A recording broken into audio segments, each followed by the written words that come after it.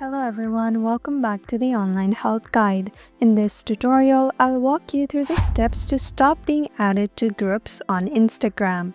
Let's get started. Start by opening Instagram on your device. Tap on your profile picture at the bottom right. Tap on the hamburger icon at the top right.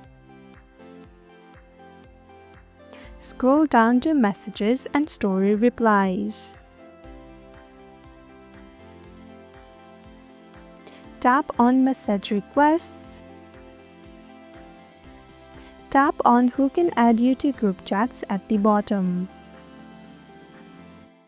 Select the option for only people you follow on Instagram. By doing so, only the people that you follow can add you to groups, and that is how to stop being added to groups on Instagram.